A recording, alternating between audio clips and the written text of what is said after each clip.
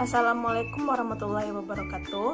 Perkenalkan saya Fadila Meliania 18022169. Saya seorang mahasiswi jurusan Pendidikan Anak Usia Dini, Fakultas Ilmu Pendidikan.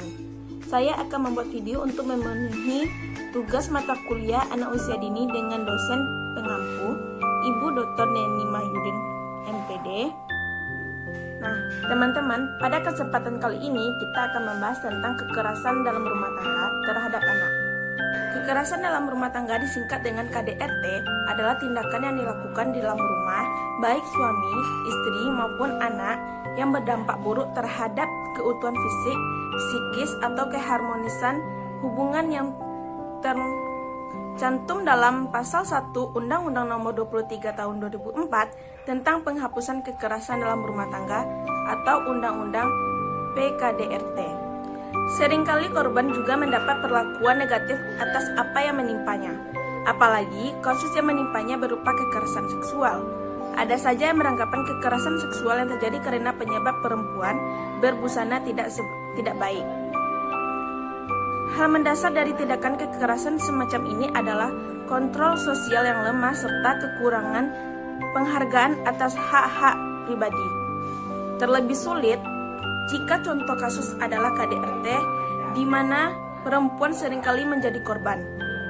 Ia akan menganggap hal yang menimpanya adalah permasalahan keluarga dan akan selesai dengan sendirinya.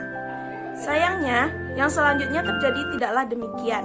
Kekerasan yang terjadi semakin berulang. Pihak suami merasa memiliki kuasa penuh atas istrinya. Pembiaran seperti ini justru tidak menyelesaikan masalah, tetapi akan menimbulkan semakin banyak masalah. KDRT akan berdampak pada psikis anak.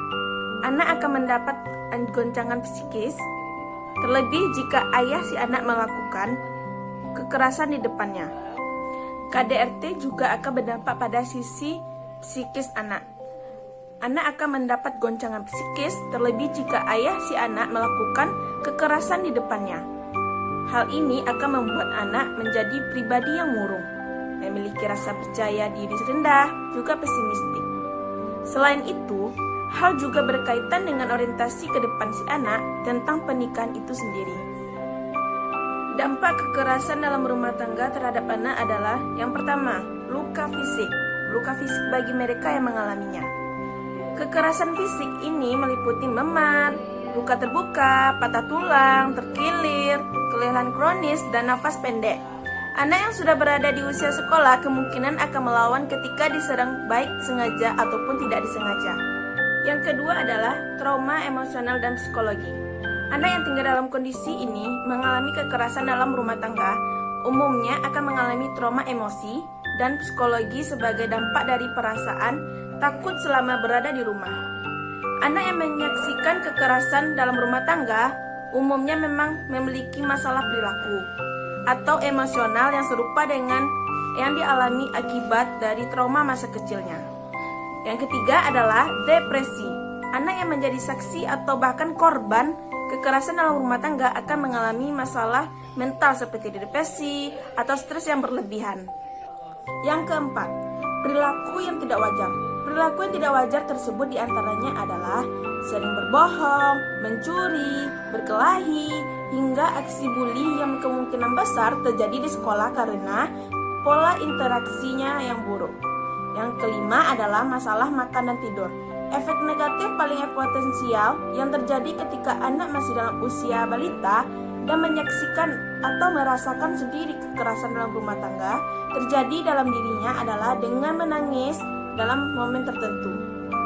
Sekian untuk materi atau pembahasan kita pada hari ini. Saya mengucapkan terima kasih kepada Allah Subhanahu wa Ta'ala yang telah memberikan kesehatan, kepada dosen pengampu mata kuliah pendidikan anak usia dini, Ibu Dr. Neni Mahyudin, MPD, telah memberikan arahan kepada mata kuliah ini, dan kepada orang tua dan teman-teman tim kreatif yang telah membantu saya dalam membuat video ini. Mohon maaf atas segala kesalahan. Saya Fadila Amelia mengucapkan terima kasih. Assalamualaikum warahmatullahi wabarakatuh.